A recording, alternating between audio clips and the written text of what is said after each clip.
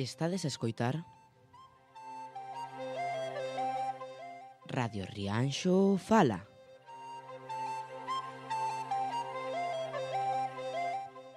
Un proxecto radiofónico elaborado polo equipo de normalización lingüística do IES Félix Muriel de Rianxo.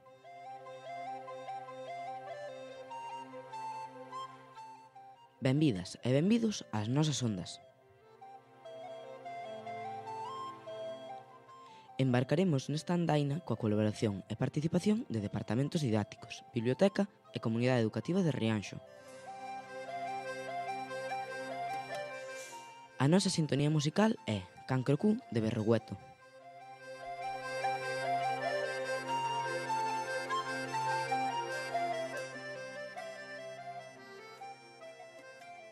Temos hoxe aquí con nós, en Radio Rianxo Fala, a Clara e a Aitana, dúas alumnas que cursan estudos no ciclo de atención a persoas en situación de dependencia. É quen imos entrevistar para coñecer polo miúdo en que consiste a formación que están a recibir. E aproveitando a ocasión, valorar que foi a Semana da Diversidade. Hola Clara, hola Aitana. En primeiro lugar, explicade á nosa audiencia como e en que consiste o ciclo de atención a persoas en situación de dependencia, que estades a cursar, como se estructura e que materias cursades. O ciclo consiste en formarnos para axudar tanto emocional como asistencialmente a aquelas persoas que o precisen, tanto persoas con diversidade funcional, física, psíquica ou sensorial ou persoas maiores. No primeiro ano, as materias que temos son atención sanitaria, apoio a atención psicosocial, FOL, características e necesidades e apoio domiciliario. No segundo ano temos teleasistencia, empresa e iniciativa emprendedora, destrezas, organización, apoio á comunicación, primeiros auxilios e atención hixiénica. E as prácticas que simulan unha relación laboral.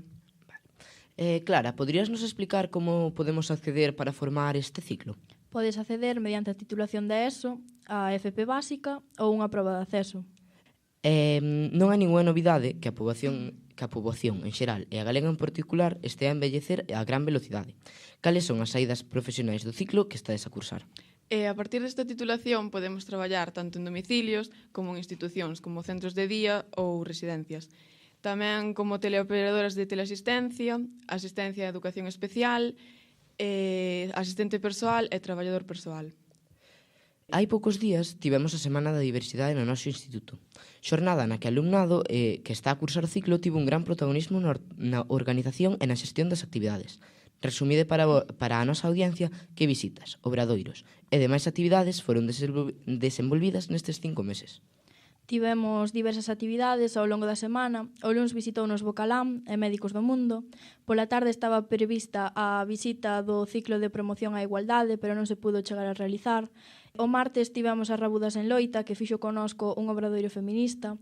As alumnas de ciclo presentamos unha guía de cine á diversidade.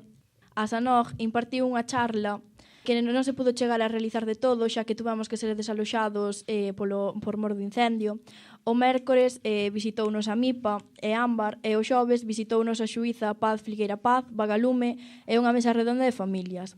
O venres foi o día grande, xa que tivemos durante toda a mañá actividades como o monólogo impartido por Celso Fernández San Martín, un obradoiro de percusión con son de África, a danza africana impartida por Tania Veiga e un partido de fútbol con Ámbar. Tamén tivemos durante toda a mañá polos corredores uns stands das asociacións para rematar a semana pois un concerto de percusión africana.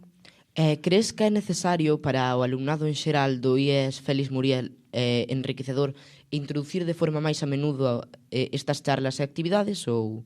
Sí, creemos que é necesario, xa que as alumnas de ciclo estamos máis sensibilizadas co tema da diversidade, pero creemos que é de maior importancia que o alumnado e a sociedade estea máis informado e máis sensibilizado. E vayan collendo conciencia, non? Sí. E Aitana, se fose necesario mencionar o que máis te chamou a atención, de que falarías e por qué? Pois falaría dunha asociación chamada Agadea, que nos visitou o venres antes da Semana da Diversidade, o cal é un centro que traballa con persoas con Alzheimer que nos enseñaron a ganchillar e pasamos un bo rato con elas, sobre todo esa asociación.